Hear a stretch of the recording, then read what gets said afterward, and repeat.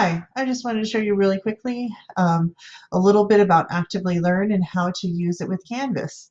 So if you're in CCSD, I just wanted to make you aware of the fact that you want to make sure that you're setting up your Canvas integrations using your classes and not your workroom. All the workrooms go through the central server, which is noted with ccsd.instructure, but CCSD actually has 4 servers, one for all the high schools, one for all the middle schools, and one for all the elementary schools. So if you set up your integrations going through this, your workroom, you're actually going through the central server, and that could cause you some problems. Actively Learn is aware of this issue and is working with CCSD to see if there's a workaround. However, for you, the easiest workaround is to simply just keep your workroom out of the whole mix. So make sure that if you're in high school, that you see HS before CCSD, in middle school MS, and in elementary school ES. So you want to make sure that you see that up there on the address bar. And then come down here to your navigation bar. Now, you should see Actively Learn somewhere in this navigation bar. If you don't see it, well, frankly, if you don't see it, then there's a problem. You should see it somewhere here.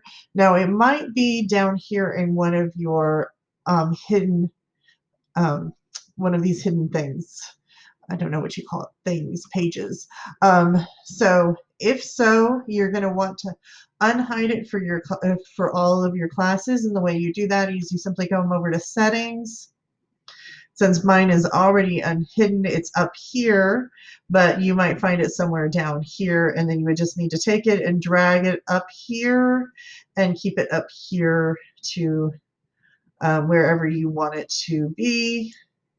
And then make sure you hit save to save it to somewhere where it's going to be up near the top, and it's going to be unhidden so students can see it.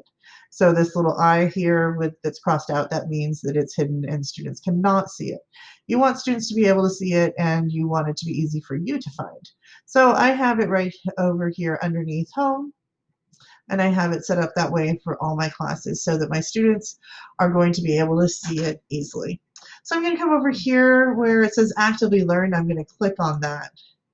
So you're going to want to do this the first time that you integrate Actively Learn and Canvas, so that you have your two systems talking to each other very nicely. So when you click on Actively Learn, you should see this blue square click or open up for you. Just click on that, and that will take you over to Actively Learn. The first time you do that, you might see something that asks you to allow this to happen. It's basically giving Actively Learn permission to access your Canvas courses. You're going to probably want that to happen because that will make things a lot easier for you if you choose to use this resource, which I highly recommend you do. I like this a lot. So I'm going to come over here to my demo class in order to be able to show you things without showing you my students. So the first thing that you need to do is add your classes, and that's super simple. Make sure you're not going through Clever, and make sure your students don't go through Clever, because that's not going to set up your Canvas integrations, and that's going to make you have to do a few additional steps that you don't want to do. So you're going to set up your classes through Canvas, and the way you do that is you click on this arrow, this plus sign to add a new class. You're going to click on import courses from Canvas. And since I've already done that, I'm not going to do that, and I'm going to keep my workroom out of that mix. So I'm just going to click cancel. But for you, you're going to click on all the classes you have, and you're going to tell them what grade it's in. And the grade is just simply going to allow your program to better make recommendations for you, but you still can bump up the difficulty or down as need be. So now over here, I want to show you how to assign something. So I'm going to go over here to content, and I'm going to show you that there are various ways to find different content. I can search by grade level. I can search by Lexile level. I can search by standards. I can decide what kind of different, what I want to do. I want a curriculum unit. There's some great curriculum units that are aligned to some of the curriculum that we teach in CCSD. For example, Things Fall Apart is something that we teach in 10th grade. And there's some units um, that are designed for that, including a really great article about the importance of language in Things Fall Apart.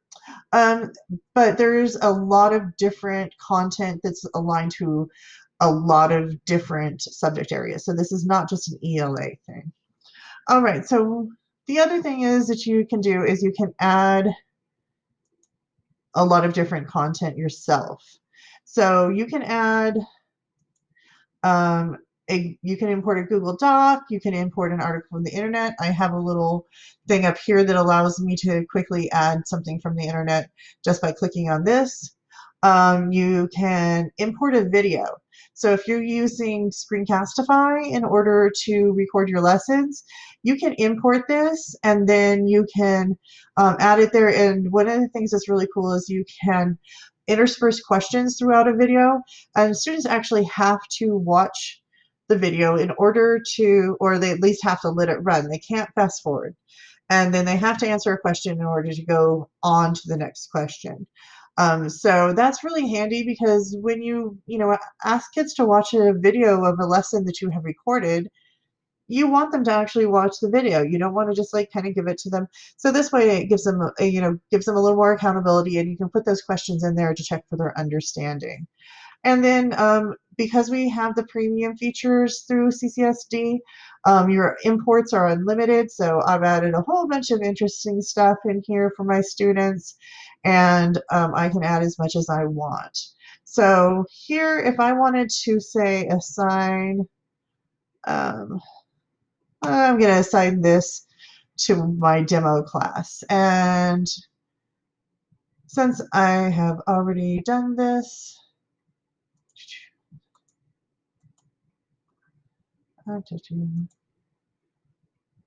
actually, I think I assigned this as a reading to my students. This is not a good, let me go to a better example, actually. I'm going to go back to my content page and just grab one at random. Okay. So here's one that they have already put all of the questions and everything into, and they put some notes in here. Notice it says, Miss Mayo made a note. It wasn't really me, it was them.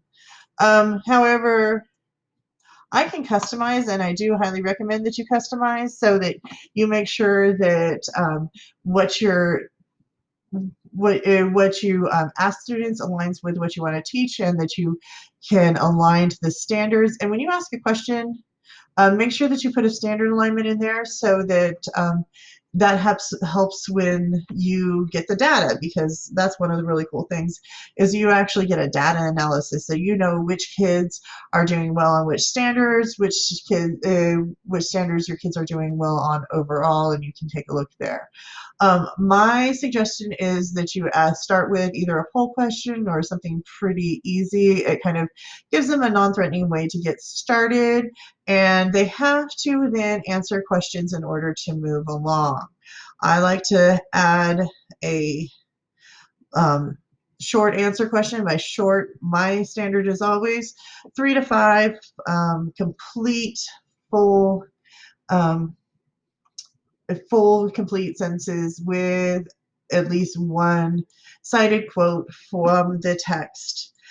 So I will just simply put question here just for time's sake. But I always add my expectations and let students know what I think is necessary. And I would always add a standard in there, but I'm not going to bother to take our time up with that. So now I want to assign, and I'm just simply going to click assign. And I'm just going to go ahead and get rid of this because I don't need it. Well, it's gone away. All right, so if I wanted to assign it to any of my Canvas classes, which I don't right now, but if I were to do that, then I would want to click Sync to Canvas. And what that's going to do is when I when I click assign, it's going to automatically post that into Canvas. Now it will post it into under assignments, not under modules. So if you wanted to add it to a specific module, you'll have to go into and do that. Like, you know how if you post something into assignments, then you just go to your modules, you click add, and then you can add one of your assignments into a module. But you don't have to do anything else, you know, in order to put that assignment into Canvas. It's already there. Now I'm going to add this to my demo class just so I can show you what that looks like from a student perspective. So I'm going to come back over here.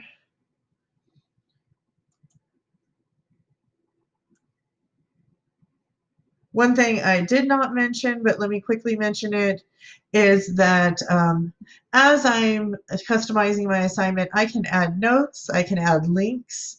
So if I have a question that, or some information that I want my students to know in there, I just simply add a note. If I want them to have access to more information, say that there's an historical event that is mentioned in some literature and I want them to have more information in it, I can just put a link to an article within Actively Learn. So I'm switching over to student mode, which is really helpful because you can do that and you can see it exactly as a student would see it. So I'm in my demo class, and then I'm simply going to go through and notice here I don't see my the rest of my text until I put in an answer. So it chunks it up nicely that way, keeps students accountable, and it gives you an opportunity to check for understanding as they're reading. Also, once they hit submit an answer, you can see it right away, which is really helpful for class discussions because I can actually have students reading something in their brain in class, and I can see their answers, and then we can discuss their answers. And so I find that super helpful. Now coming back over here, I'm going to exit student mode, and I'm just going to show you real quick what it looks like to grade these things. Super easy. I really enjoy this part of it. So when I click over here to grading, I can quickly see that I have one, it's in red, I have one ungraded thing that I need to grade. Now, multiple choice polls and true false are graded by the program, but I have to grade here. So, oh, that answer is very incomplete. So I'm going to simply put here some feedback, and it might be something like, please refer to the expectations for the, so I put this one on a lot. Please refer to the expectations for this question. You can request a revision. And sometimes I won't even give them a grade if it's like they haven't met the expectations. I just simply click allow revision, and they know that I have not given them a grade and I've already allowed them to revise, and then they revise. And it's amazing how many students will give me like a sentence fragment for their answer, and then once they know that I have seen it and I expect better from them, they turn around and they, you know, read those expectations a little more clearly and they meet those expectations. And it's nice to be able to give them that opportunity. And it's nice to be able to grade so quickly in a click here. These are adjustable, so there's other options. These are what I have chosen: 0, incomplete, basic, proficient, and advanced. I don't recall exactly what the other options are, but there's different ways to phrase that. And so that's really very useful for me. And then when I come back here, I can see the grade book, and I can see the student data, and I can see what their recommendations are, so that I know like how, you know, what my students need to work on. And then I can also see the class data, so I know how my students are doing overall. It's really super useful. I find this, like, you know, for an English teacher, being able to assign reading and know that your students are actually reading and they're understanding what they're reading, and that's huge. One other thing that I forgot to show you that I think is really helpful for our students, particularly, I mean, for our EL students in particular, but there's other accessibility. There's a lot of different tools in here. There's a dyslexic feature, there's a read aloud feature, there's a translation feature, there's annotation tools in there. So there's a lot of features. I don't want to take your time up going over them all. Hopefully this overview was useful for you, and I find this a really helpful tool for students, particularly during remote instruction. All right, well, have a great day, and I hope that you enjoy using this.